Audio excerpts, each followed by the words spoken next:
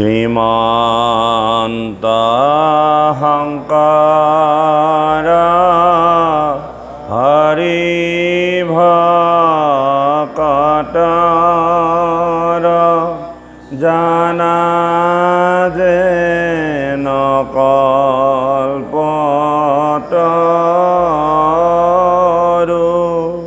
তাহান্ত বিনাই নাই নাই নাই আমাৰ পৰম গুৰু ৰাম আমাৰ পৰম গুৰু কৃষ্ণ শংকৰ গুৰু হৰি ৰাম ৰাম ৰাম ৰাম ৰাম হৰি ৰাম ৰাম ৰাম ৰাম ৰাম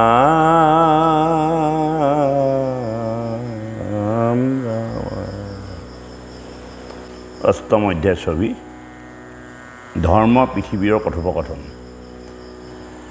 হে ৰাম হৌনক বদতি হোত কহিবাহে হিহে কথা যাতে আছৈ কৃষ্ণৰ চৰিত্ৰ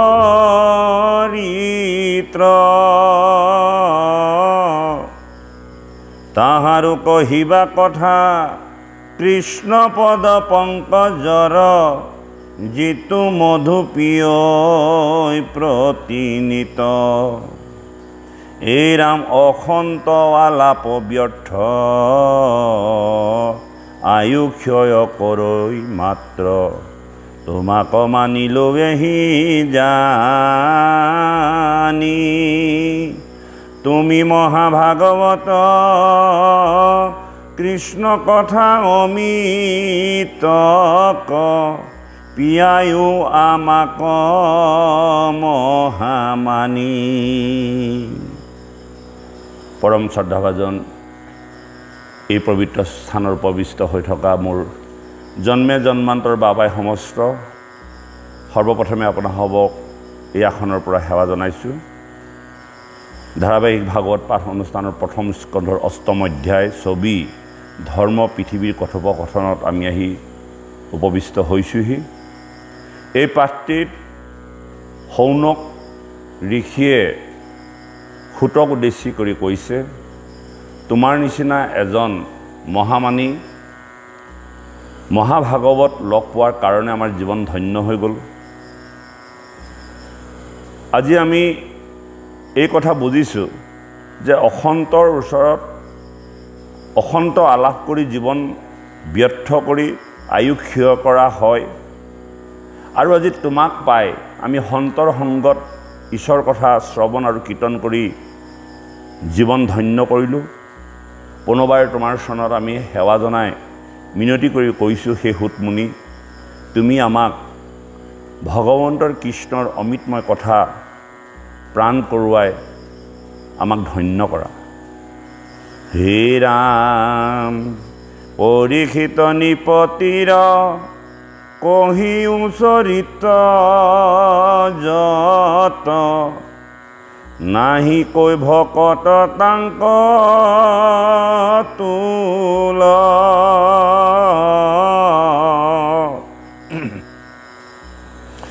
আতেহে শুনিবে বাঞ্ছা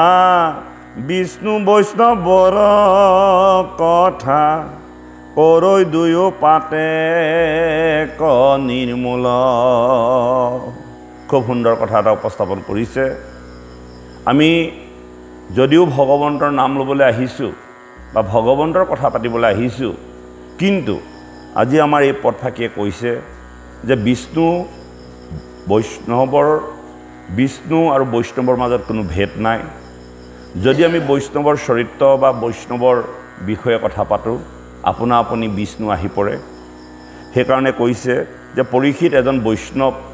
যদি আমি পৰীক্ষিতৰ জীৱনৰ কথা পাতোঁ, তেন্তে ঈশ্বৰৰ কথা পতা হ'ব। পৰীক্ষিত আৰু ঈশ্বৰৰ মাজত কোনো ধৰণৰ পাৰ্থক্য নাই। সেইকাৰণে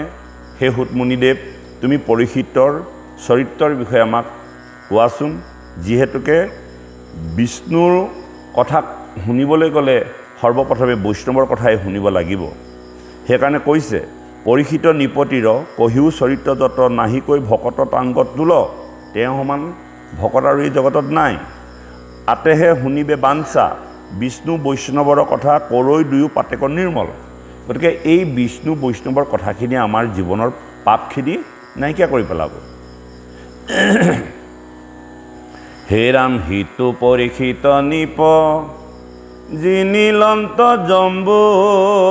দীপ, একলে কৰিয়া মহাগ্ৰহ,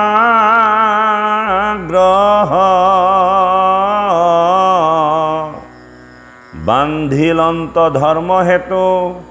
মহাৰাজা কিবা হেতু, কৰিলন্ত কলিক নিগ্ৰহ। হে ৰাম হুঞা মহাশিষ্ট শান্ত, কিবা হেতু তেজিলন্ত, তৰুণ কালতে প্ৰাণ তথা, পাইলা ৰাজা যেন গতি, কহিউক মহামতি, আমা কহ মস্তে টান কথা। যিজন পৰীক্ষিতে সখাগৰৰ পৃথিৱী ইমূৰৰ পৰা সিমূৰলৈকে শাসন কৰিছিল, যিজন ধৰ্মশীল ৰজাই কলিক নিগ্ৰহ কৰিছিল, কলিয়ে তেওঁলৈ ভয় কৰিছিল, ভয় কৰি কাকতি মিনতি কৰি কলিয়ে নিজৰ স্থান বিচাৰিছিল, তেনেকুৱা এজন মহামান্য লোক, শিষ্ট শান্ত সদাচাৰী লোক কিয়নো বাৰু তৰুণ কালতে প্ৰাণ তেজিব লগা হ'ল, অকালতে প্ৰাণ তেজিব লগা হ'ল। তৰুণ মানে যুৱক অৱস্থা, যুৱক অৱস্থাতে প্ৰাণ তেজিব লগা হ'ল। হয়তো সেই প্ৰশ্ন আপোনালোকৰো। ইমান এজন মহামানী শিষ্ট মহাভাগৱত, যাক ভাগৱতে সন্ত বুলি সন্মান জনাইছে, পাণ্ডৱৰ বংশত এগছি উজ্জ্বল প্ৰদীপ, যি বংশত ভগৱন্তই খাটিছে চাকৰৰ নিচিনাকৈ, পৰীক্ষিত গৰ্ভতে বিষ্ণুৱে দৰ্শন দিছে, সখাগৰা পৃথিৱী শাসন কৰোঁতা পৰ্যাক বৎসলৰ দৰে শাসন কৰে। কলিযুগত কলিৰ যি শক্তিশালী প্ৰভাৱ, তেনে কলিক তেওঁ নিগ্ৰহ কৰিব পাৰিছিল, কিন্তু তেওঁ অকালতে কেনেকৈনো প্ৰাণ তেজিব লগা হ'ল, এইটো আমাৰ মনলৈ প্ৰশ্ন উদয় হৈছে। সেই সুতমুনিদেৱ, তুমি কোৱাচোন, কিয়নো বাৰু তৰুণ কালতে পৰীক্ষিতে প্ৰাণ তেজিব লগা হ'ল। হে ৰাম কহিবা কলৈলা তথা, শুনিও হও নক কথা, অভিমন্যু পুত্ৰৰ চৰিত্ৰ,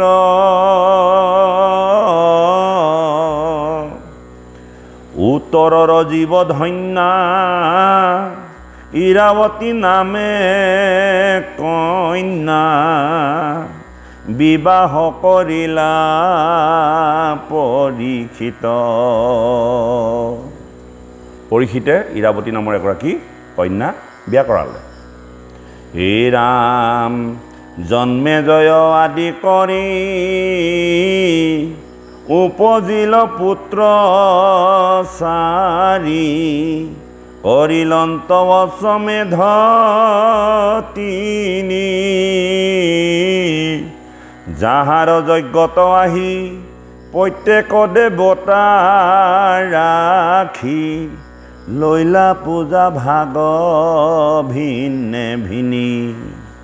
উত্তৰাৰ গৰ্ভত পৰীক্ষিত জন্মগ্ৰহণ কৰিছিল, আৰু সেই পৰীক্ষিতে ইৰাৱতী নামে এগৰাকী কন্যা বিয়া কৰা হৈছিল। আৰু ইৰাৱতী আৰু পৰীক্ষিতৰ মাজত 4টি পুত্ৰ জন্ম হৈছিল,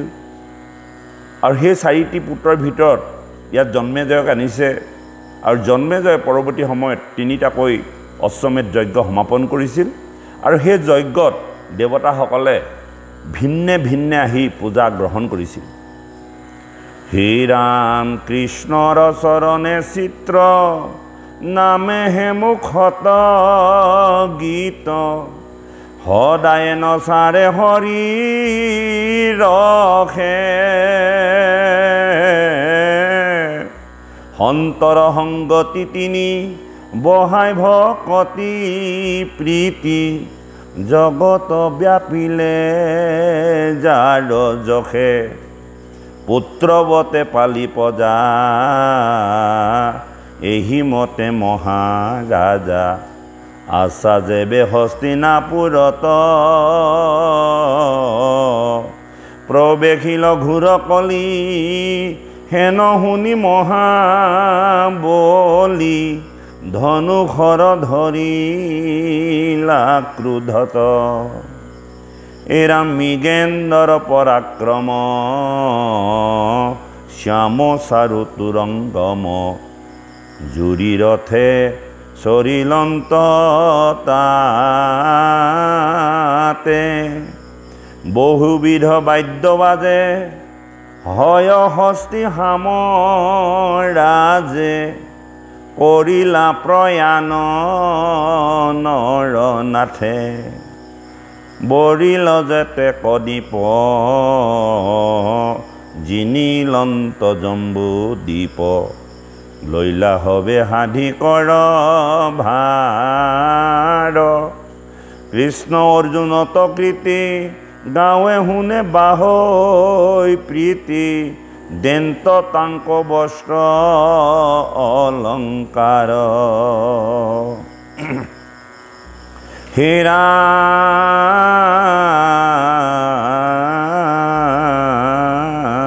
ৰাম হুয়া দেৱতাৰু দেৱ পাণ্ডৱক কৰা হেৱ হুহিদ সাৰথি হুয়া হকি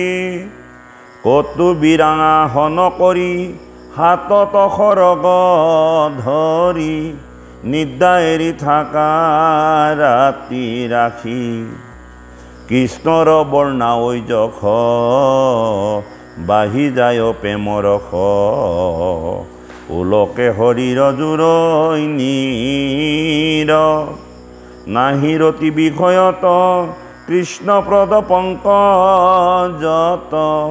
কৰন্ত ভকতি মহাবীৰ অৰ্থাৎ জন্মেজয়ে আগত পৰীক্ষিতে শশাগৰা পৃথিৱীখনত পুত্ৰৱতভাৱে প্ৰজাক পালন কৰি আছিল তেনেতে তেওঁ গম পালে যে ৰাজ্যত কলি প্ৰৱেশ কৰিছে আৰু এদিন তেওঁ কলিক নিগ্ৰহ কৰিবৰ কাৰণে হয় হস্তি সমৰাজে বহু বাদ্য সংগত কৰি জম্বুদ্বীপ পৰ্যটন কৰিবলৈ তেওঁ আগবাঢ়ি গৈছিল আৰু এনেধৰণে জম্বুদ্বীপ পৰ্যটন কৰি থাকোঁতে সমস্ত প্ৰজাগণে কৃষ্ণ অৰ্জুনৰ কীৰ্তি গুণগান কৰিছিল যে তেনে এক প্ৰভাৱশালী পাণ্ডৱকুল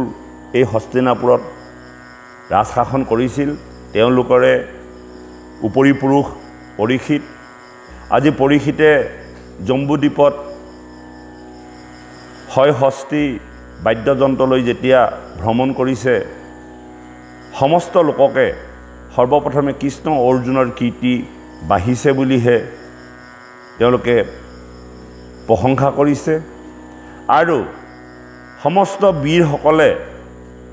নিজৰ নিদ্ৰাকোট ত্যাগ কৰি ৰাতি সমস্ত জনক পহৰা দি ৰাখি প্ৰজাক শাসন কৰিছে এই কথা আজি তেওঁলোকৰ অনুভৱ হৈছে শুনিয়া হনৌক পাছে এক ভৰি মাত্ৰ আছে বৃক্ষৰূপী ধৰ্ম মহাভাগ মাৰৈ কলি দণ্ডলয়া অনন্তৰে পাইল গয়া ধেনুৰূপী পৃথিৱী কলাগ এনেদৰে গৈ থাকোঁতে নাতি দূৰত এক ভৰিযুক্ত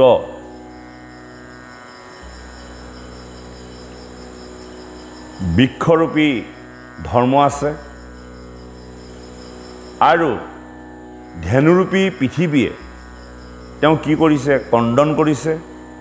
পৃথিৱীৰূপী ধেনু আৰু ধৰ্মৰূপী বৃক্ষ এহাল এটা মতা গৰু আৰু এগৰাকী মাইকী গৰু মতা গৰুজনক বৃক্ষ বুলি কোৱা হৈছে তেওঁ ধৰ্মৰ চৰিত্ৰ হৈছে আৰু ধেনুগৰাকী পৃথিৱীৰ চৰিত্ৰত আছে আৰু সেই বৃক্ষ গৰুটি বা বৃক্ষটিক মাত্ৰ এটা ভৰি আছে বাকী তিনিটা ভৰি ইতিমধ্যে কলিয়ে কোবাই কোবাই ভাঙি পেলাইছে এই দুৰ্দশা দেখি ধেনুৰূপী গায়ে ক্ৰন্দন কৰি দুখ প্ৰকাশ কৰি আছে তেনেতে গৈ পৰীক্ষিতে সেই কাৰ্য দেখিছে হে ৰাম মনত পৰম দুখ লুতকে তিমিত মুখ দেখি ধৰ্মে পুচন্ত ভূমিক কিহ কমনত ক্লেশ ভৈলাহা বিবৰ্ণ বেশ কৰি আক্ৰন্দন দেৱী কি ক এই ৰাম একে ভৰি ফুৰা ভূমি মোকে লাগি কান্দা তুমি খেদ কৰা কিবা আপোনাক ক্ষুদ্ৰ হবে হুইবে ৰাজা পিৰিবে অনাথ প্ৰজা মিলিবে কলোকত বিপাক বৃক্ষৰূপী ধৰ্মই ধেনুৰূপী পৃথিৱীক সুধিছে যে তোমাৰ মুখমণ্ডল ইমান বিবৰ্ণ কিয় কিয় তুমি মলিন বদনেৰে কন্দন কৰি আছা দেৱী আৰু তেতিয়া ধেনুৰূপী গায়গৰাকীয়ে কৈছে যে তুমি এটা ভৰিয়ে ঘূৰি ফুৰি আছা আৰু মুখ লাগি তুমি কান্দি আছা খেদ কৰি আছা ইয়াৰ অৰ্থ হ'ল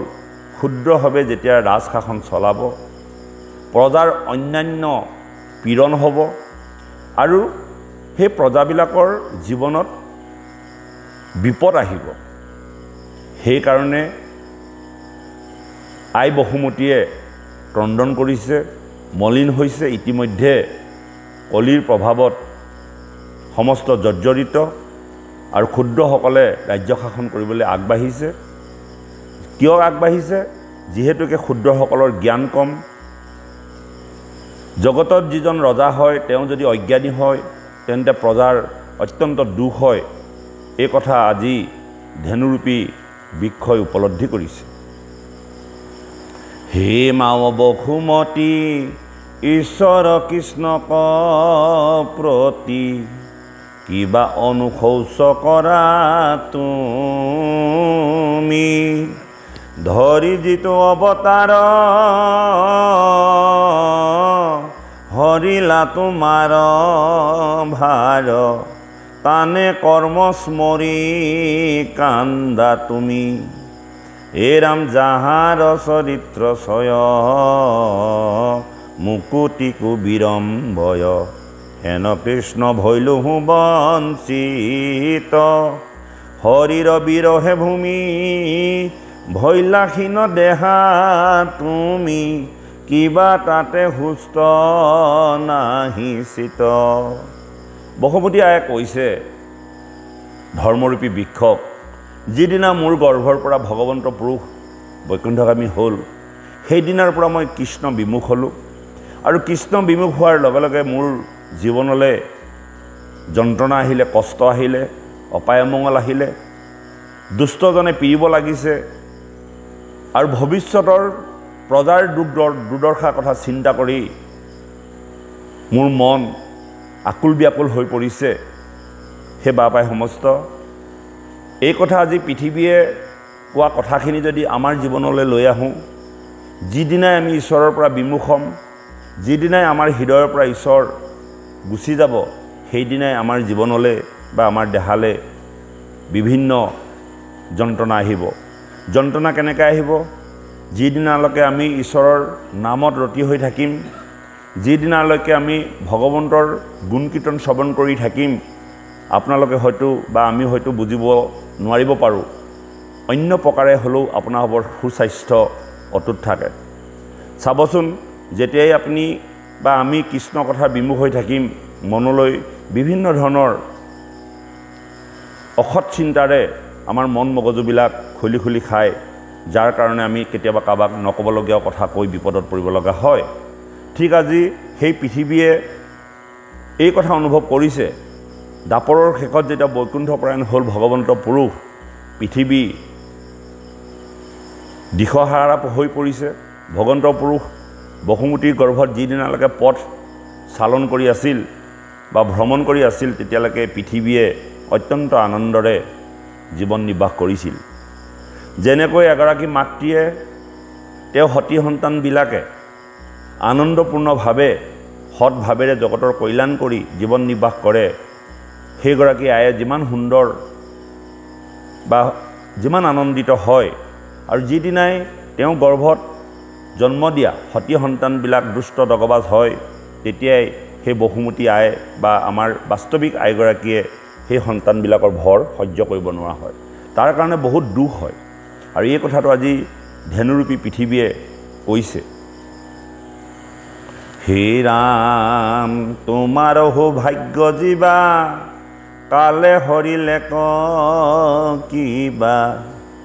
কহিও দুখৰ বিত্ৰান্ত ধৰ্মৰ বচন শুনি বসুমতী মনে গুণি কান্দি কান্দি তাংক বুলিলন্ত আপুনি জানাহা বাপ কি কহিবুৰি দিতাপ গোবিন্দে বঞ্চিত ভৈল লোক পৰিমুতে নানা খেৰি প্ৰাণ কৃষ্ণ গৈলা এৰি সিহেতু নখন্দে মোৰ শোক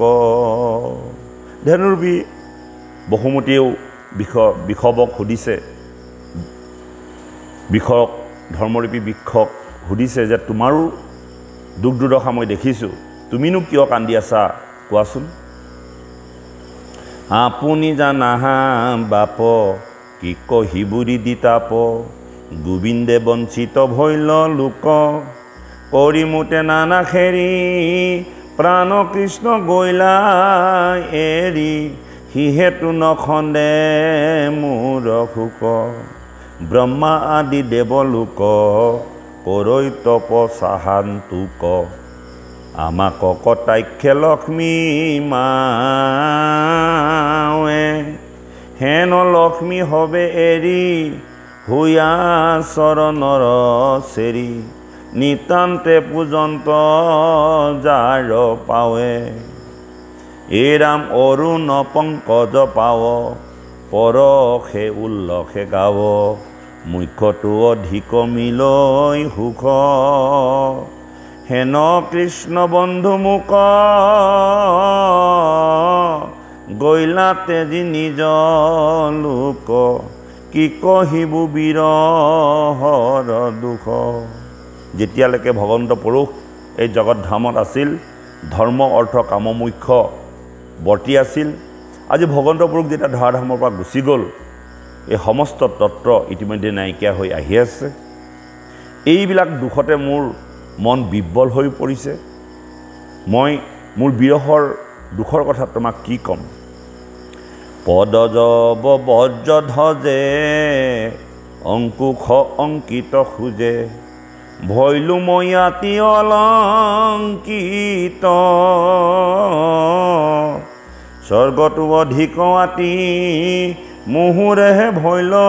খ্যাতি ভৈলো মই আতি কৃত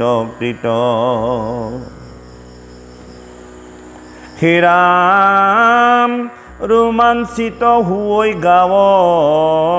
বাহি গৈল গৰ্ব ভাৱ প্ৰভু তলভিয়া মহামান নহহিলা অহংকাৰ পৰিমুখ পৰিহাৰ ভৈলন্ত বান্ধৱ অন্ত ধ্যান আকৌ বসুমতীয়ে কৈছে যেতিয়া ভগৱন্ত পুৰুষে মোৰ বুকুত ধ্বজ ব্ৰজ পংকজ অংকুশ যবৰ পদচিহ্নেৰে মোৰ বুকুখন ৰোমাঞ্চিত কৰি তুলিছিল তেতিয়া বসুমতী মনলৈ গৰ্ব আহিছিল আৰু মোৰ জীৱনলৈ যেতিয়া গৰ্ব আহিলে এই গৰ্বভাৱ প্ৰভুৱে সহ্য নকৰিলে আৰু তেওঁ মোৰ পৰা অন্তৰ্ধান হৈ গুচি গ'ল। আজি বসুমতীয়ে এই কথা অনুধাৱন কৰিছে। অনেক দুৰ্জন ৰাজা হাজিয়া প্ৰাৰম্ভে পজা মহন্তকো কৰে অপকাৰ অসংখ্যাত ঐক্যহীনী সংঘাৰিয়া বলে যিনি খন্দিলা আমাৰ মহাভাগ। হে ৰাম যিহেতু নিৰ্ভয় মনে বাপ তুমি ত্ৰিভুৱনে চাৰি ভৰি ভমিলায়া পোনে হেন মহা উপকাৰী প্ৰভু গৈল প্ৰাণে মৰি ধৰিব হৃদয় কোন গুণে। এই ত্ৰিভুৱনত যেতিয়া দৈত্য দগবাজৰ ভৰ হৈছিল, মই যেতিয়া ব্ৰহ্মা সহিতে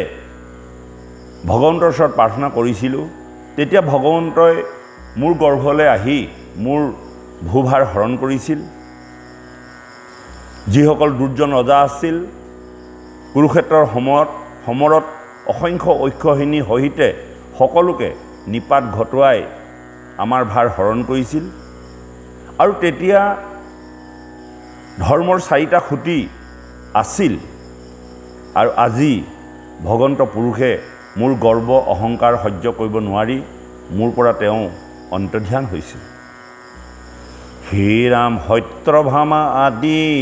কৰি যতে কহুন্দৰী নাৰী কটাক্ষতে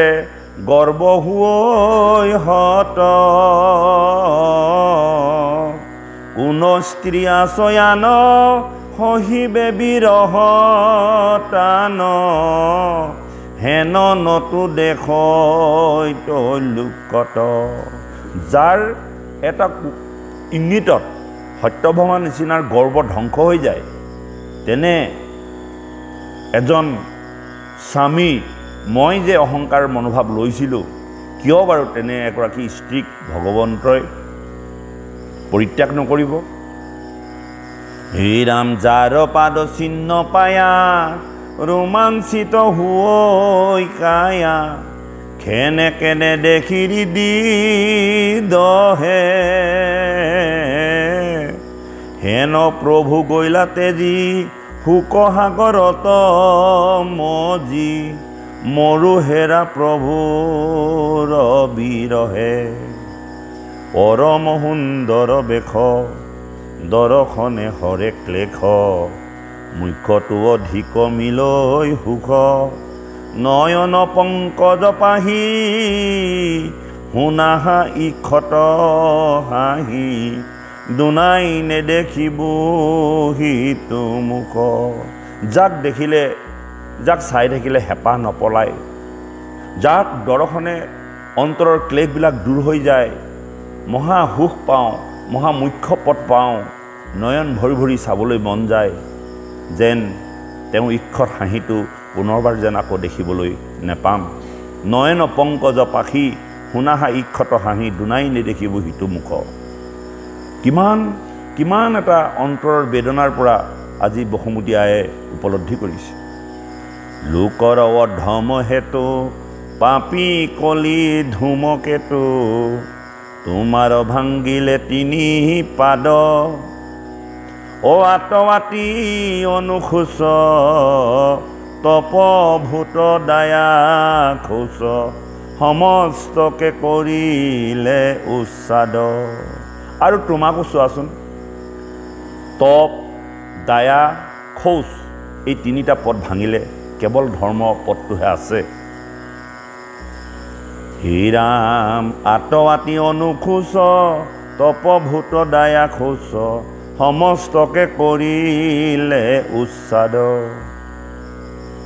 হে ৰাম তোমাকেহে চিন্তু মনে সিটো প্ৰভু অবিহনে কোনোমতে বৰ্তিবা সম্প্ৰতি এহি বুলি নমাই মাথ হা কৃষ্ণ প্ৰাণনাথ ডাকিয়া কান্দিলা বসুমতী। ভগৱন্ত পুৰুষ ধৰাধামৰ পৰা গুচি যোৱাৰ পাছত সেই বৃক্ষ ধৰ্মৰূপী বৃক্ষকে আজি বসুমতীয়ে সেৱা কৰিছে যে ভগৱন্ত গুচি যোৱাৰ পাছত মই তোমাকেই ভগৱন্ত বুলি ভাবি আছোঁ। তোমাৰো আজি তিনিখন ভৰি নাই। কি নাই? কি তিনিখন ভৰি নাই? তপ, শৌচ আৰু দয়া। মাত্ৰ ধৰ্ম যেনে তেনে ৰৈ আছে এটা ভৰিৰ ওপৰত, নহয়নে বাপ? একেটাই কথা। বৰ্তমান ধৰ্মটো যেনে তেনে জীয়াই আছে। আজি কলিযুগত তপ আছেনে? কোনোবাই তপ কৰিব পাৰিছে জানো? শৌচ আছে জানো? কোনে আজি নীতি নিয়মত চলিব পাৰিছে? কোনে কাক দয়া কৰিব পাৰিছে? মাৰ আৰু কাক, নহয়নে বাৰু? আজি ধৰ্ম ৰক্ষা কৰিবলৈ যাওঁতে যিমানখিনি নীতি নিয়মৰ প্ৰয়োজন এতিয়া কোনো ৰাখিব নোৱাৰে। কোনো লোকে আজি ঈশ্বৰক সুন্দৰভাৱে তপ কৰিব নোৱাৰে, বিভিন্ন বিষয়ৰ জঞ্জালত পৰি। গতিকে তপ, শৌচ, দয়া, অৰ্থাৎ এই পৃথিৱীত ধৰ্মৰ 4খন ভৰি আছিল। ধৰ্ম, তপ, শৌচ, দয়া। ইতিমধ্যে কলিৰ প্ৰভাৱত পৰি তপ, শৌচ আৰু দয়া শেষ হৈ গৈছে আৰু মাত্ৰ তুমি এখন ভৰিয়ে পৃথিৱী বিচৰণ কৰি আছা। আৰু যেতিয়া ভগৱন্ত পুৰুষে মোক বা মোৰ অভিমানক শিক্ষা দিম বুলি ভাবি জগতৰ পৰা অন্তৰ্ধান হ'ল আৰু সেই দিনাৰ পৰা মই তোমাকে তেওঁৰ বদলি সেৱা সৎকাৰ কৰি আছোঁ ভগৱন্তৰ বিনিময়ত। অৰ্থাৎ আপুনি মই আজি মাত্ৰ ধৰ্মটো আছে কাৰণে ৰৈ আছোঁ, নহয়নে বাৰু? বাকীখিনিতো গ'লেই। কেৱল ধৰ্ম বুলি, ভগৱন্ত বুলি নিমিত্ত মাত্ৰ বস্তু এটা আছে, সেইটোকে আজি বসুমতী আয়ে সেৱা কৰি আছে। বুজাত অসুবিধা হৈছে নি? বুজি পোৱা হৈছে নাই? এইটোৱে হ'ল বৰ্তমান সময়ৰ কথা। কলি নৱম অধ্যায় 2 উপদেশ। সময় হ'লে কৈ দিব।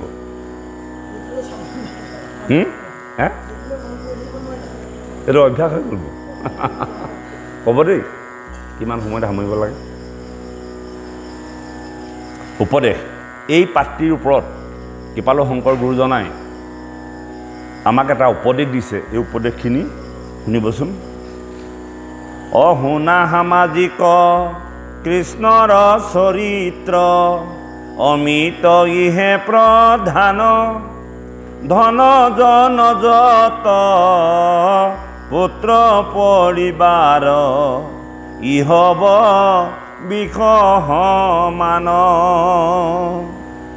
এটি ক্ষণে আছে এটি ক্ষণে নাই, নাতে তাতে মায়া, পদ্মপত্ৰ জল জীৱন চঞ্চল, অথিৰ মনুষ্য কায়া। কেতি ক্ষণে পৰা ধৰিলে কৱাহি, বিষম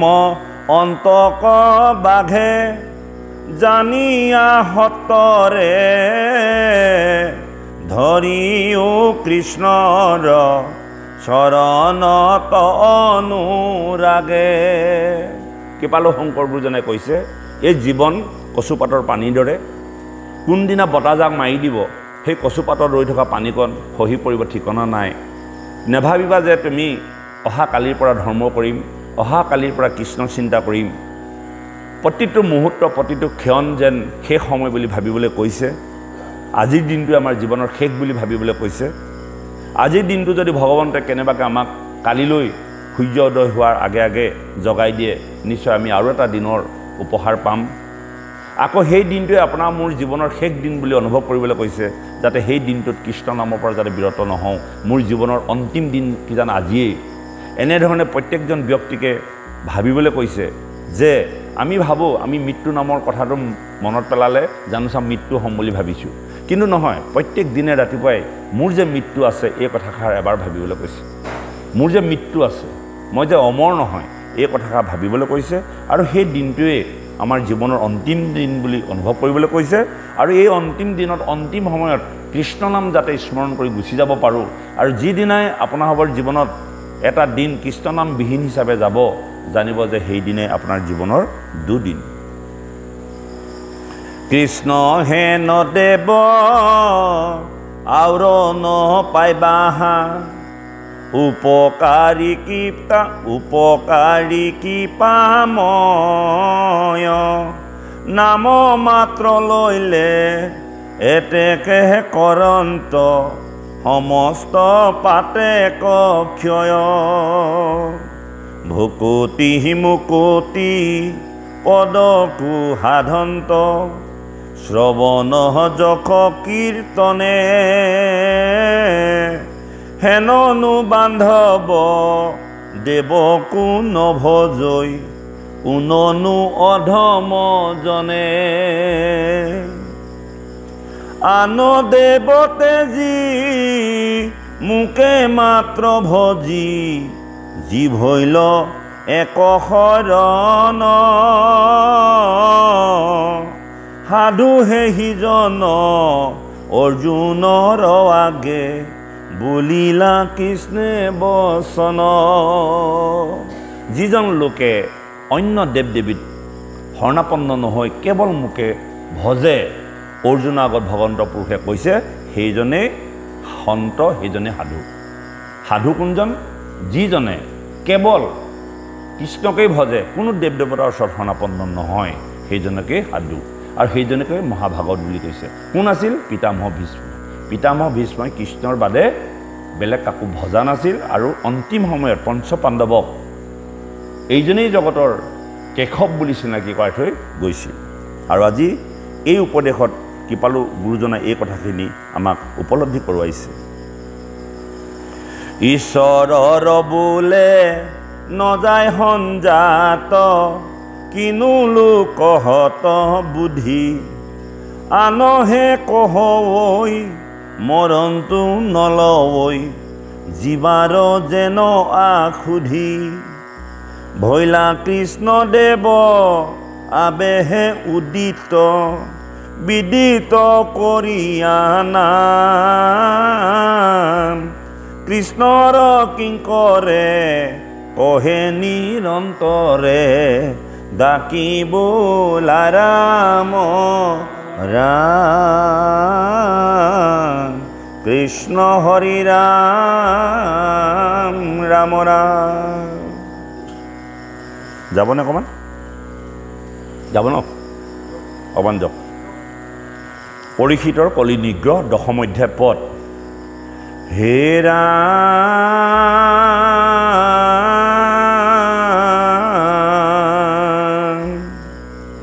শুনিও শুন কৰিখি বুলিলন্ত সুত তহিতে আশ্চৰ্য যেন ভৈল অদ্ভুত হে ৰাম কৰি দিগ বিজয় অজয় পৰীক্ষিতে পাইলা পাছে কুৰুক্ষেত্ৰ ৰথে সমম্বিতে দেখিলা নিপতি তৈতে বিচাৰি ফুৰন্তে আছে ধনু বৃক্ষ দুয়ো দুখত কান্দন্তে মৃণাল ধবল বৃক্ষ কাম্পৈতৰ তৰি চৰণত তাৰৈ ক্ষুদ্ৰ গোটে দণ্ড ধৰি ভয়তে তেজন্তে যেন মলমূত্ৰ আতি চৰণৰ পহাৰে ধেনুকো কৰৈ শাস্তি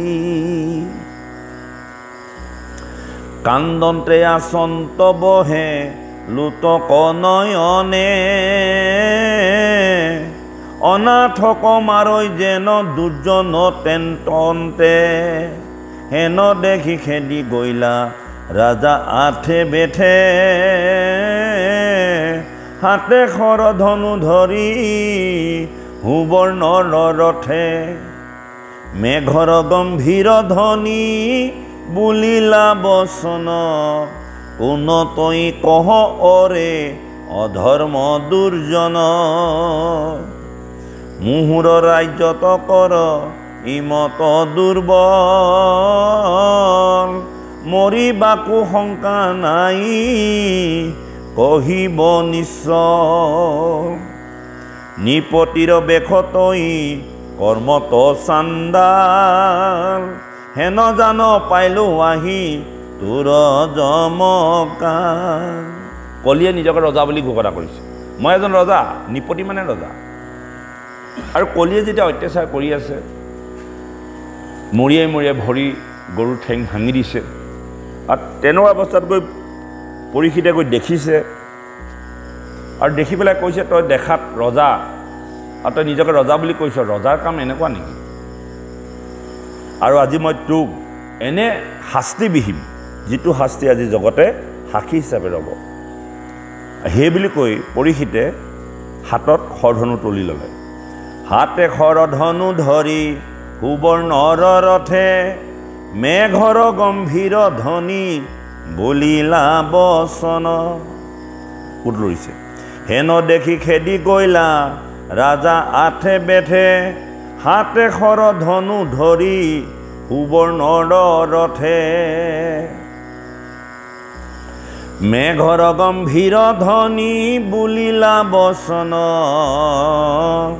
কোন তই কহ অৰে অধৰ্ম দুৰ্জন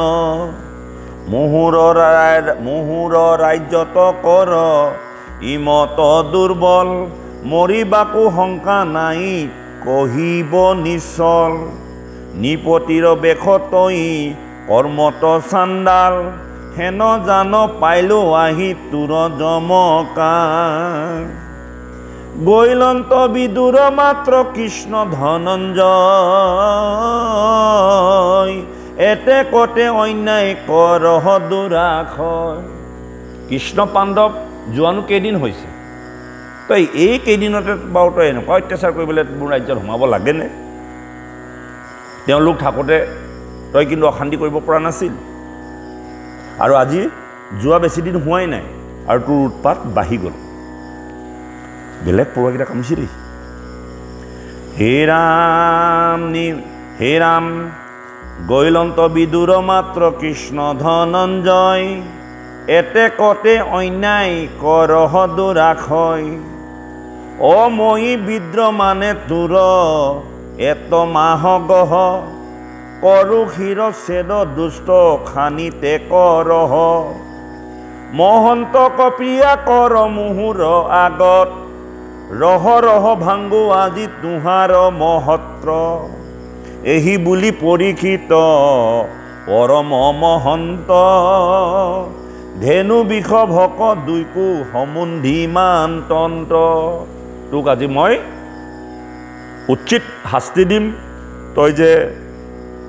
মহন্তসকলক কষ্ট দিছ, পীড়া মানে কষ্ট, তোৰো আজি মই মহত্ব ভাঙিম। আৰু এই বুলি কৈ ধেনু আৰু বৃষভক নিপতিয়ে তেওঁলোকক সম্বোধন জনাইছে আৰু মাতি পেলাই সুধিছে যে তোমালোকৰ কি কি সমস্যা হৈছে। এতিয়া ক'ব, হে কোন তুমি আছা শুক্ল বৃক্ষৰূপধাৰী কোনে বা তোমাৰ ভাংগী লেকতিনি ভৰি। কিহক ভমিয়া এক পাৱে মহাক্ষয় মই পাইলো আহি আউৰ নকৰিবা ভয়। তুমি কোন? মই তোমাক চিনি পোৱা নাই। তোমাৰ আজি 3খন ভৰি কোনে ভাঙিলে? আৰু তুমি ভয় নাখাবা, মই যেতিয়া আহি পালোহি তোমাক আৰু কোনেও একো ক্ষতি কৰিব নোৱাৰে। আৰু কোৱাচোন কি কাৰণেনো তোমালোক এনেধৰণে ঘূৰি ফুৰিছা? কিহক ভমিয় এক পাৱে মহাক্ষয় মই পাইলো আহি আউৰ নকৰিবা ভয়। জৈত্য ৰাখৈ কৌৰৱ ৰাজাৰ বাহুদণ্ডে হুকে হিতু লোকৰ লোতক নতু পৰে। না কান্দা মাও ধেনু এৰা খেদ পৰু আজি তোমাৰ শত্ৰুৰ কন্ধ ছেদ। কৃষ্ণৰ সেৱক ইটো ৰাজাৰ ৰাজ্যত কেৱে নতু কৰে আহি দ্ৰোহ হেন মত। যদি দেবে কৰে তোমা হাক হেন দণ্ড তাহাৰো সে দিবু হালংকিত বাহুখণ্ড হেন শুনি ধৰ্মে তাংক দিলন্ত উত্তৰ কি কহিব কথা মই তোমাৰ বংশৰ যাৰ গুণে তুষ্ট হুয়া বহুদেৱ হুত হুৱন্ত সাৰথি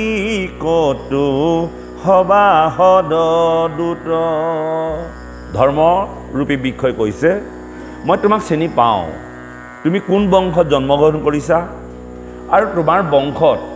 যিজন কৃষ্ণই জগতৰ কেশৱ আহি পেলাই খাটিছেহি ৰথৰ সাৰথি হৈছে তেনে এক বংশৰ কথা মই নজনা নহয় আৰু তেনে এক বংশৰ কথা তোমাক আজি পাই আমি অত্যন্ত আনন্দিত হৈছোঁ কৰন্ত মন্ত্ৰণা কতো মন্ত্ৰী হুয়া আতি নিদ্ৰা এৰি খান্দা ধৰি ৰাখি থাকা ৰাতি ধ্যানতো নেদেখৈ যিটো বেদৰো ৰহস্য কৰিলে কতাহাংকু পাণ্ডুৰ বংশে বৈশ্য অ কি কহিব পাণ্ডৱৰ মহাগুণগণ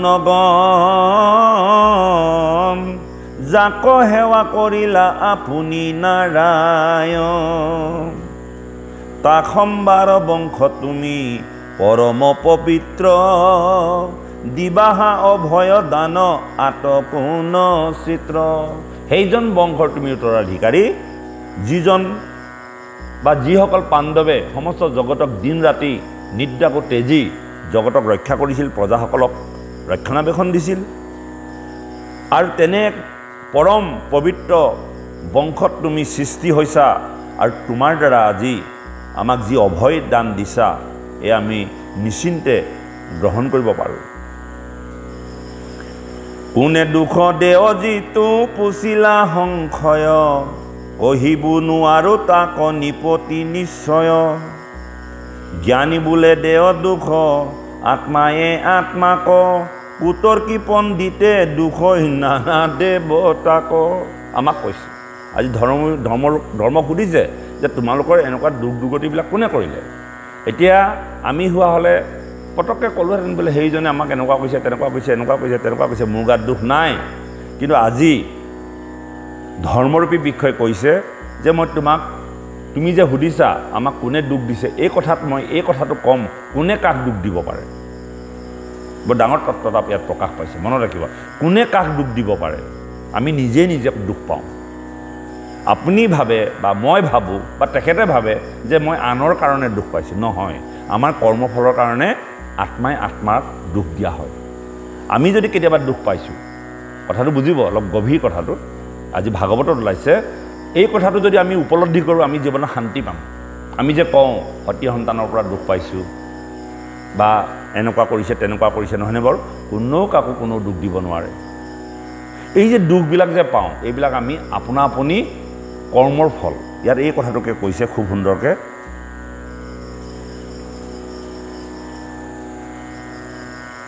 ইয়াত কৈছে চাওক জ্ঞানীসকলে এই কথাটো কি বুলি ভাবে জ্ঞানী বোলে দেও দুখ ইয়াত কৈছে কোনে দুখ দেও যিটো পুছিলা সংশয় কহিলো নোৱাৰো তাক নিপতি নিশ্চয় জ্ঞানী বোলে দেও দুখ আত্মায়ে আত্মা কুটৰ্কী পণ্ডিতে দুখৈ নানা দেৱতাক যিসকল কুটৰ্কী পণ্ডিত অসৎ চিন্তা লোকেহে লোকক দুখ দিয়ে মোক আমুকে দুখ দিছে তামুকে দুখ দিছে কিন্তু প্ৰকৃততে আত্মাই আত্মাক আপোনা আপুনি দুখ দিয়ে আকৌ ক'ব পাছত ক'ব এই ৰাম গ্ৰহে পিৰৈ দৈৱজ্ঞ জ্যোতিষ প্ৰমাণ মীমাংসিকে বোলৈ হবে কৰ্মেহে প্ৰদান আপুনি যদি জ্যোতিষৰ ওচৰত চাবলৈ যায় গ্ৰহবিলাকৰ কাৰণে আপোনাৰ শনি লম্বিছে আপোনাৰ শনি গ্ৰহ বেয়া মংগল গ্ৰহ বেয়া চাউলৰ কথা খুৱাই দিয়ক যদি জ্যোতিষৰ ওচৰলৈ যায় যদি মীমাংসাৰ ওচৰলৈ যায় যিসকলে মীমাংসা দিয়ে তেওঁলোকে কি বুলি ক'ব অ মীমাংসিকে এই ৰাম গ্ৰহে পিৰৈ দৈৱজ্ঞ জ্যোতিষ প্ৰমাণ মীমাংসিকে বোলৈ হবে কৰ্মেহে প্ৰদান যিসকল মীমাংসা দিয়ে তেওঁলোকে ক'ব যে তোমাৰ কৰ্মৰ কাৰণেহে এনেকুৱাবিলাক দুৰ্গতি হৈছে হে ৰাম লোকাৱতী শাস্ত্ৰত স্বভাৱে হবে কয় যাৰ যেন মতি কয় নজানি নিশ্চয় যাৰ যেনেকুৱা মত বা যাৰ যেনেকুৱা উপদেশ এইবিলাকৰ ওপৰত কোনো ধৰণৰ তত্ত্ব বিচাৰি নাপায় তত্ত্ব নাপায় কহয়ে যাহাৰ যেন মতি কৰিউক বিমৰিখ আপুনি নিপতি মই তোমাক এইবিলাক কথা কৈ কি লাভ আছে কাৰণ প্ৰকৃততে আমি যদি জীৱনত কিবা দুখ পাবলগীয়া আছে এয়া আমাৰ কৰ্মফলৰ কাৰণেহে দুখ পাইছোঁ জ্যোতিষসকলৰ ওচৰলৈ যদি যাওঁ জ্যোতিষসকলে ক'ব গ্ৰহ দুখ হৈছে মীমাংসাৰ ওচৰলৈ গ'লে তোমাৰ কৰ্ম দুখ হৈছে বুলি ক'ব বোলে হে নিপতি তোমাৰ আগত এইবিলাক কথা আমি কি বুলি প্ৰকাশ কৰিম এতেকেহে পৰ পাপ নকৰা বিদিত অৱৈ যিটো হুৱৈ সিটো তেনে পাপ চিত গতিকে লোকৰ পাপ বখানি লাভ নাই নিজৰ নিজৰ কৰ্মৰ ফলতহে পাপ আৰু পুণ্য আৰ্জন হয় হে ৰাম হে ধৰ্ম কিনো ভৈল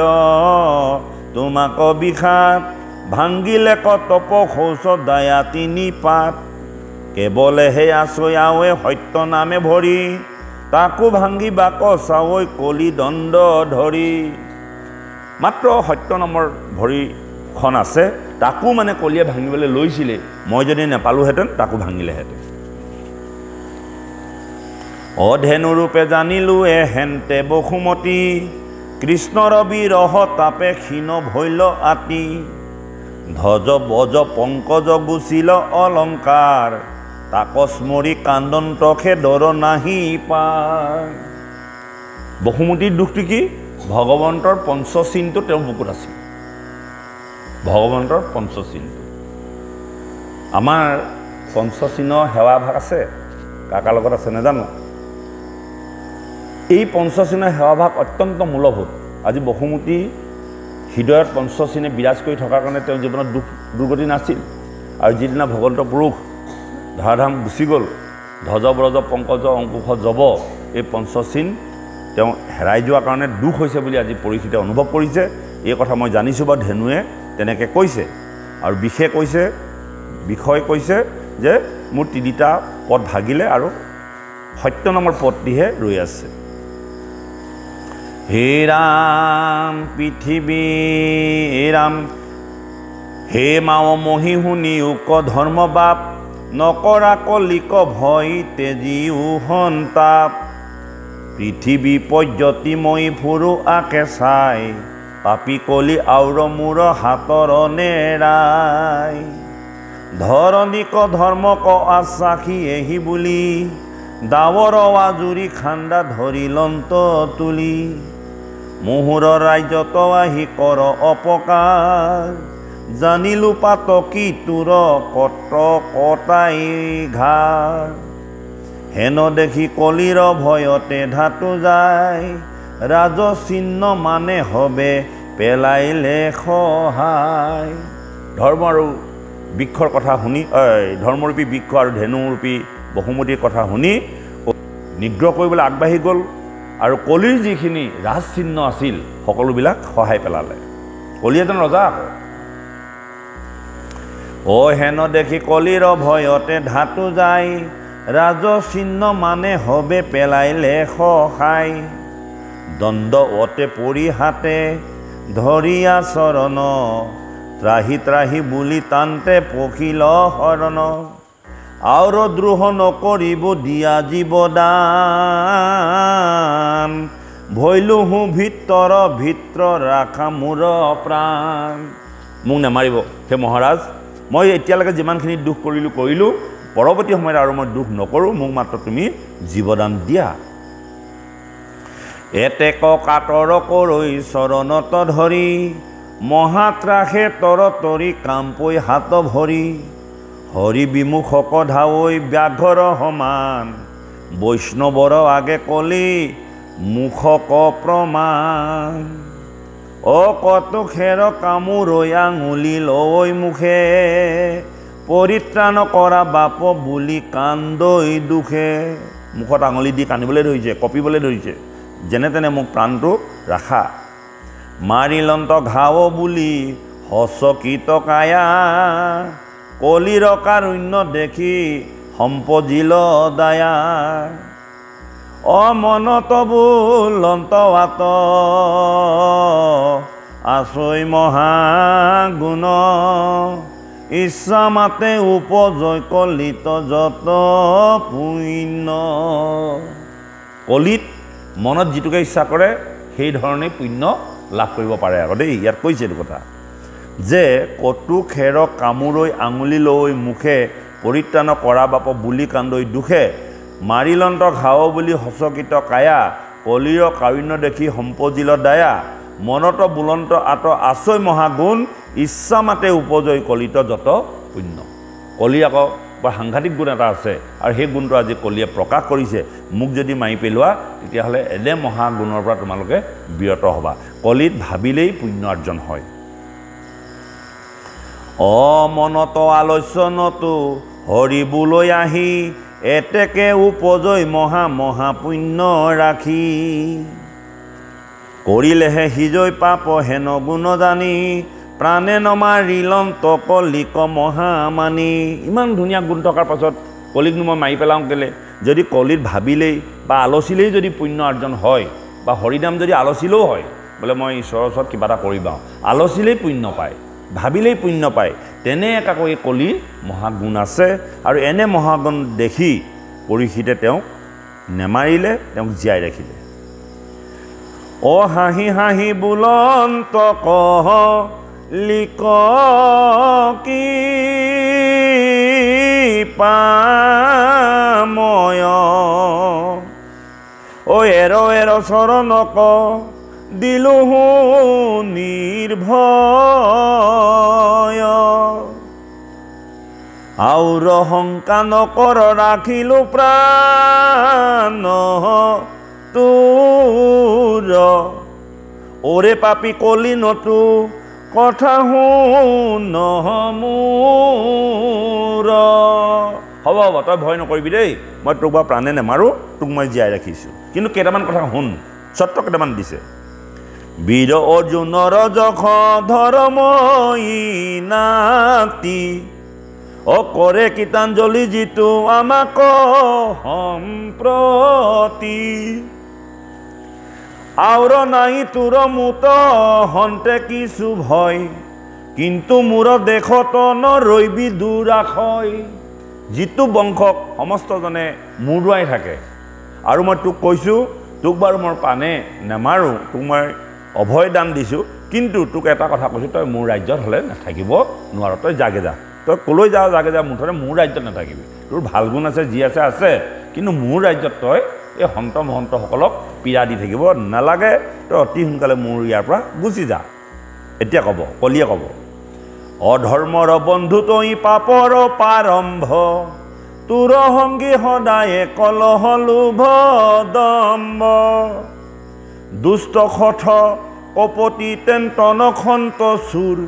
মিছা মায়া কুলক্ষী সংগতি কলি তোৰ তই যেবে থাক অধমে লৈবে ৰাজ জীৱী যেবে ৰাজ্যৰ এখনে হওঁ বাজ তোৰ গাত কি আছে মই জানো তই তোৰ গাত আছে কি কলহ মানে কাজিয়া লোভ আছে তোৰ গাত দম্ভ আছে তই দুষ্ট খৰ কপটি টেণ্টন খন্ত চুৰ মিছা মায়া কুলক্ষ্মী এইবিলাক তোৰ গাত আছে আৰু তই য'ত থাকিবি সেই ঘৰখন বা সেই লোকজন অধৰ্মী হ'ব গতিকে তই আৰু ইয়াত থাকিব নালাগে মই তোক বাৰু নেমাৰোঁ তই যাগে যা হে ৰাম প্ৰচণ্ড দেখ শুনি দুনাই কাম পেকলি প্ৰণামিয়া বোলে বাক্য কৰি কীৰ্তঞ্জলি সহাগৰা পৃথিৱী তোমাৰ হবে ৰাজ নাহি একো পৰি মোৰ প্ৰভু তাত বাজ জয়কে যাইব তৈতে হবে তোমাৰে হে লোক অনেদা ঠাই যেবে এটি ক্ষণে কাটিউক যলৈকে যাম তাতেই তোমাৰ ৰাজ্য গোটেই পৃথিৱীখনেই তোমাৰ সখা কৰা পৃথিৱী আৰু মই ক'ত বাৰু যাওঁ য'তে যাওঁ তাতেই তোমাৰ ৰাজ্য গোটেই পৃথিৱীখন শাসন কৰিছিলে তাতকৈ তুমি যদি ইমানখিনি মোক নিৰ্দেশ দিছা তেতিয়াহ'লে মোক ইয়াতে কাটিয়ে পেলোৱা আৰু উপায়টো নাই ক'ত যাম মই সেইফালে গ'লে বোলে পৰীক্ষিত আহিবা আমাৰ আগতে বোলে এই তালৈকে মোৰ সীমা এই তালৈকে মোৰ সীমা মানে আপুনি সীমা বিচাৰি বিচাৰি গৈ থাকিলে দেখিব যে আমুকৰে মাটি এইখিনি গোটেইখিনি গতিকে আজি পৰীক্ষিতক কৈছে যে গোটেই পৃথিৱীখন তোমাৰ গতিকে যেনিয়ে যাওঁ তোমাৰেই গতিকে মোক আৰু তুমি যেতিয়া এনেকুৱা পানিছমেণ্ট দিছা কাটিয়ে পেলোৱা আৰু বুলি কৈছে হে ৰাম সাগৰত থাকে যদি মহাৰত্নচয় তেবে কি শামুকে তাক নকৰে আশ্ৰয় কোনো গ্ৰাম নগৰত অন্তজাতি নাই চণ্ডালুটো ধিক ভৈলো নেদামো কথাই তুমি উদাহৰণ দেখুৱাইছা কলিয়েও কম টেঙৰ নহয় আকৌ তুমি সাগৰলৈ চোৱাচোন সাগৰত কি মণিমুকুতাৰ লগত কেলে সেই আমাৰ অলাগতিয়াল শামুকবোৰ নাথাকে নেকি সাগৰত যে অকল ৰত্ন মণিমুকুতাই আছে এনে নহয় নহয় তাত শামুকো আছে আকৌ যিবিলাক গাঁও আছে তাত অকল সাধু সন্তই নাই নহয় তাত চুৰ দগবাইজ পাপীও থাকে এখন গাঁও অকল সন্তদাৰ গাঁওখন নহয় চুৰ দগবাইজ পাপী সকলো থাকিব এখন গাঁৱত কলিয়ে যুক্তি দিছে আৰু এখন সাগৰত ৰত্ন মণিমুকুতা থকাৰ উপৰিও তাত কাৰো কল্যাণ সাধিব নোৱাৰা শামুকবিলাকো তাত থাকে এটা আকৌ উপায় দিব এতিয়া কলিয়ে হে ৰাম কৰা কৃপা দিয়া থান থাকো আজ্ঞা পালি সমূলে নমৰা মুকত দেশৰ নিকালি সাগৰত থাকে যদি মহাৰত্নচয় তেবে কি শামুকে তাত নকৰে আশ্ৰয় কোনো গ্ৰাম নগৰত অন্তজাতি নাই অন্ত মানে নিজ জাতি চণ্ডালুটো ধিক ভৈলো নেদামো কথাই শৰণাগত ত্যাগ অনকৰিও বাপ এহি বুলি কৰৈ কলি পৰিয়া বিলাপ নিপতি বুলন্ত কলি দিলো তো কথা জৈত খেলে পাখা জৈত কৰৈ মদ্যপান স্ত্ৰী পঞ্চ শুনা গৃহস্থৰ থাকৈ জৈত এহি চাৰি ঠাই দিলো বংশ গয়াতৈত স্থান দিলে কি দিলে আইসকল কওক মই গাই গ'লোঁ কলিক থাকিবলৈ স্থান কেইটামান দিছে এক দিছে কি দিছে য'ত পাখা খেলে জোৱা খেলে আমাৰ জোৱা খেলখন কেইদিনমানৰ পৰাহে হৈছে এৰা হয় নাই নে বাপ গছতলে বাঁহতলে দূৰ 10 টকা 20 টকা একেবাৰে য'ত মদ্যপান কৰে য'ত স্ত্ৰী পঞ্চশুনা জানেনে পঞ্চশুনা পাপ কি পঞ্চশুনা পাপ কওক প্ৰশ্নটো জানে কৈ থকা হয় সেইকাৰণে সুধিছে পঞ্চশুনা পাপ কি য'ত পঞ্চশুনা পাপ থাকে তাতে কলি থাকে ঢেঁকী পতা কল বাহনি আৰু ধান বহোৱা উখোৱা থাকে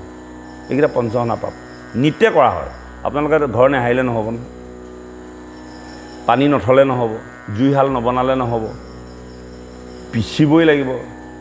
যি নিপিচিলে নাৰিকল পিচিছোঁ পতাত পিচিছোঁ ঢেঁকী ধান নাবান্ধিলে নহ'ব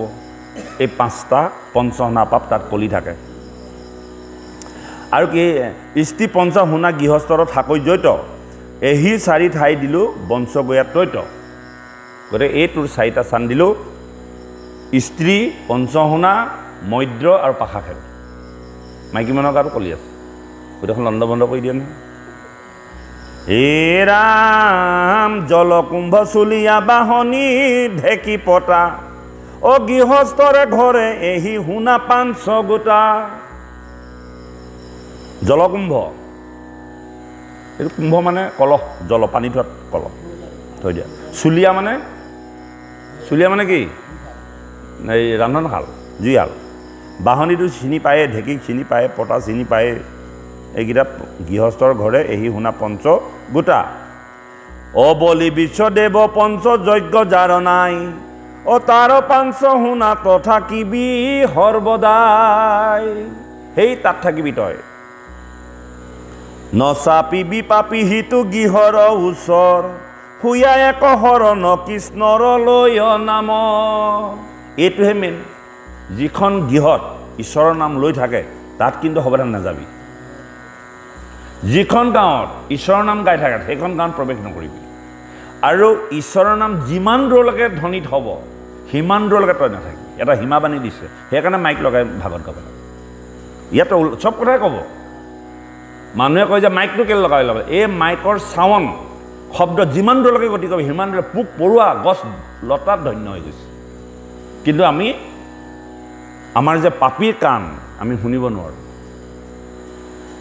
মাইক সেইকাৰণে লগাব লাগে কাৰণ আপুনি মই ধন্য হ'লেই নহ'ব এই শব্দৰ ধ্বনিৰ সমস্ত গাঁও পবিত্ৰ হ'ব লাগিব যিমান দূৰ সেইকাৰণে ঈশ্বৰৰ নাম ডাকি বোলাৰাম চিঞৰিব লাগে ক'ব এইবিলাক কথা ইয়াতে হে ৰাম হুয়া এক শৰণ কৃষ্ণৰ লৈ নাম মুহুৰ আদেশে নপখিবি হিতু গ্ৰাম যিখন গাঁৱত এক শৰণ ঈশ্বৰৰ ওচৰতে শৰণাপন্ন হৈ আছে সেইখন গাঁৱতো প্ৰৱেশ নকৰিবি সেইখন গৃহত প্ৰৱেশ নকৰিবি একদম কলিক সমাধান কৰিছে সেইকাৰণে আমি যে কৈ থাকোঁ বা পাই সমস্ত গুৰুগৃহভাগ এইকাৰণেই লাগে তাৰমানে কলিত নাযায় য'ত গুৰুগৃহ থাকিব তাত কলিত প্ৰৱেশ হ'ব নোৱাৰে সদায় বন্তি জ্বলি আছে থাকিবই নহয় দুটা বস্তু একেলগে থাকিব নোৱাৰে য'ত গুৰুগৃহ নাই তাত কলি বাঁহ হ'বই কণ্ডল লাগি কলি মানে কলহ কাজিয়া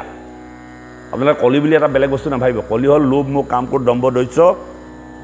মৎস্য মাৎসৰ্য এই সোবা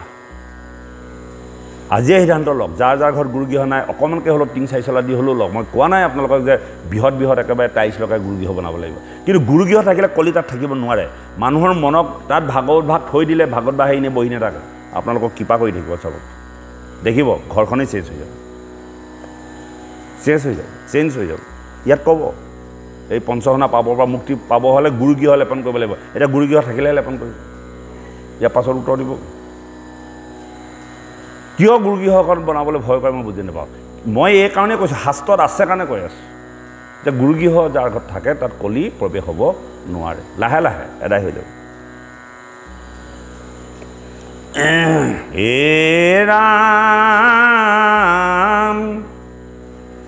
মোৰ আজ্ঞা ভাঙি যেবে কৰহ অন্যায় কাটো মাথাতে বেতুৰ মোৰ দুখ নাই শুনি আমনত নাই সন্তোষ কলিৰ কৰৈ কাওঁ বাওঁ বাপ শুনা মহাবীৰ এইকেইটা স্থান দিছে যিটো কলিৰ সন্তুষ্ট নাই যে আৰু অকণমান জেগা লাগে মোৰ পৰিয়ালটো অকণমান ডাঙৰ নুজুৰিব নহয় পৰিবাৰ বিস্তৰ নুজুৰে ইটো থান পৰিবাৰ মানে পৰিয়ালবোৰ বিস্তৰ ডাঙৰ এইকেইখন নুজুৰিব বুলি কৈছে পৰিবাৰ বিস্তৰ নুজুৰে ইটো থানে আৰু কিছু দিও কহে নবা বৰ্তু প্ৰাণে যেবে দুখ দেখা কৰিবা উগ্ৰ শাস্তি শুনি নিপতিৰ কৃপা উপজিলৱাতি দিলু সুবৰ্ণ কোটাত বাহাকৰ কলি অধৰ্মৰ গোষ্ঠী হমে জানতে মহাচলি হ'ব বা আৰু দুটা জেগা দিছোঁ তই শুনত থাকিবি আৰু যিখন ঘৰ অধৰ্মী ঈশ্বৰৰ প্ৰতি হেঁপাহ নাই শ্ৰদ্ধা নাই ঈশ্বৰৰ কৰ্ম নকৰে তাৰ ঘৰত থাকিবি কৈ দিছে শাস্ত্ৰৰ কথা অথলে নাযায় ঈশ্বৰৰ বাক্য এইবিলাক পৰীক্ষিতে কৈছে বোলে যিখন ঘৰত অধৰ্মী ধৰ্মৰ আচৰণ নাই তাৰ ঘৰত তই বহি ল'বি দেই বৰ পিয়া পাই পাৰ্মিশ্যন দি থৈছে ঐ হেন শুনি কলি পাছে শৰীৰ সংকুচি নিপতিকণ অমিয়া চলিল পাছ গুচি জৈত্য মধ্য স্ত্ৰী শুনা সুবৰ্ণ কুপ্ৰায় নিপতিৰ আদেশ পাঞ্চুটো লৈ লেঠাই হেন জানি যিজন উত্তম মহামতী স্ত্ৰী সুবৰ্ণতন কৰিবে আশকতি সেইকাৰণে সেই মহামানীসকল স্ত্ৰী আৰু সুবৰ্ণত বকে আশকতি নকৰিবা আমাৰ আইসকলে শুন লাগা লাগে মোক ফুলিযোৰটো কমচে কম বনাই দিব পাৰিলেহেঁতেন অতদিন মই কিমান গোলাম কাটিছোঁ লোকৰ মানুহে ফুলিযোৰ পিন্ধিছে বিয়া সভাহে মোক ফুলিযোৰ এইবোৰ আশকতি নকৰিব যি পাইছে তাকে পিন্ধিব সোণৰ প্ৰতি সোণ পিন্ধিলে পাপ নহয়, সোণৰ প্ৰতি আসক্তি থাকিব নালাগে। এতিয়া স্ত্ৰীৰ প্ৰতি আসক্তি থাকিব নালাগে, সেইবুলি বিয়া পাতিবলৈ মনা কৰা নাই, সোণ নিপিন্ধিবলৈ কোৱা নাই। আৰু যি সোণ অবৈধ সোণ এইবিলাক পিন্ধিব নালাগে, সোণাৰী চপা সোণ আনি ঈশ্বৰৰ ওচৰত অৰ্পণ কৰি পিন্ধিব লাগে, তেতিয়া সেইবিলাক সোণত কলি নাথাকে। হে ৰাম নিগ্ৰহীয়া কলিক ধৰ্মক ৰক্ষা কৰি জোৰাইলন্ত তপ শৌচ দায়া তিনি ভৰি। আৰু কলি এইখিনি কোৱাৰ পিছত আকৌ শৌচ তপ দয়া এই তিনিটা ভৰি পৰীক্ষিতে যোৱা দি দিছে।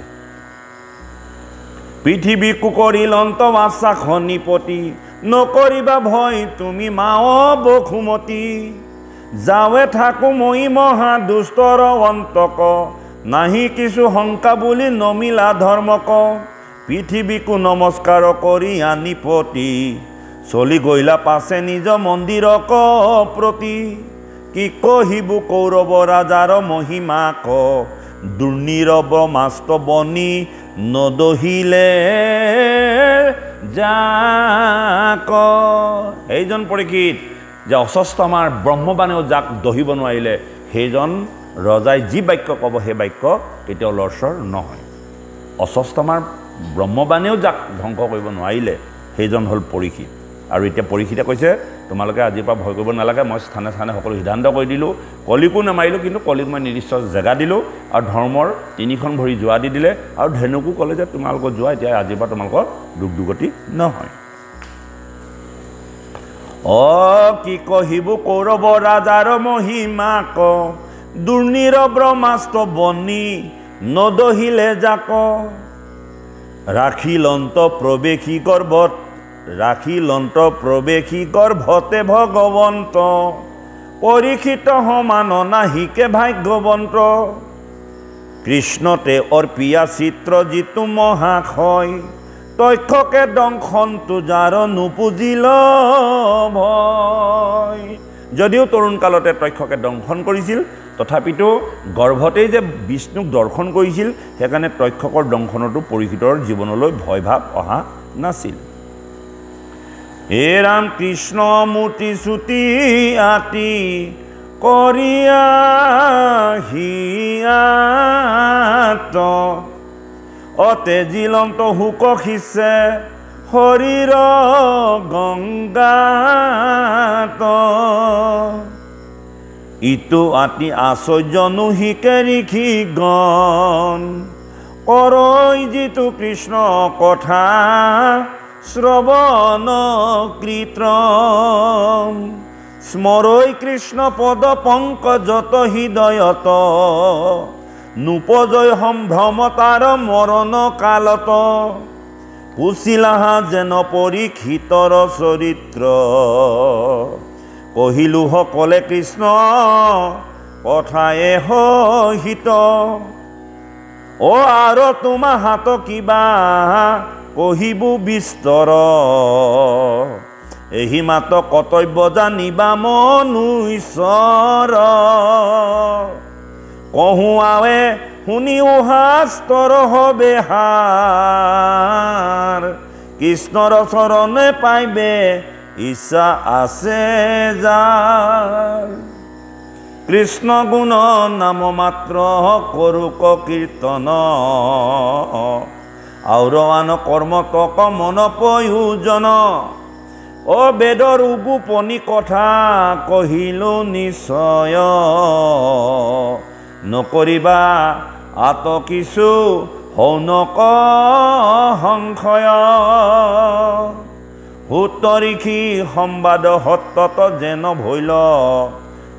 16 সপ্তদশ অধ্যায়ৰ কথা গৈল। শুনা সামাজিক লোক কৃষ্ণৰ চৰিত্ৰ আতপৰে মুখ্য ধৰ্ম নাহিকে কলিত।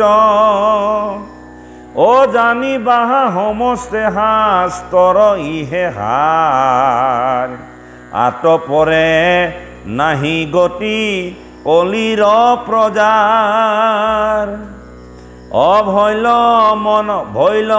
মলমতি লোক তেজিলে আচাৰ পাতকীৰ নাহি কৈ কৰ্মত অধিকাৰ আৱে ৰাম নাম কহততে যিটো গাৱে সেহি সাধু মনুষ্য হাততে মুখ্য পাৱে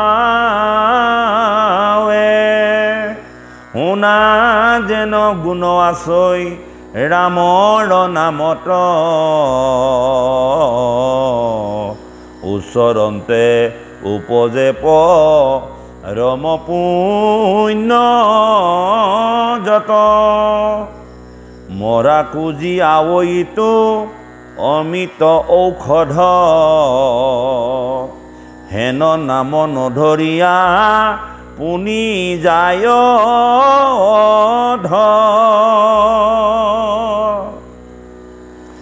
এ ৰাম কেতিক্ষণে ধৰে কালে তাৰো নাহি থিতি অদ্যপিনো পূজয় ঘূৰ মৰণ ভীতি কৃষ্ণ ৰকিং কৰে কহে গতি হৰি নাম ঘুষি উহত তৰে নিৰম তৰে ৰাম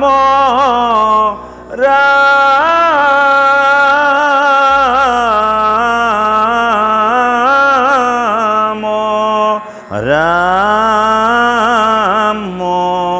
ৰাম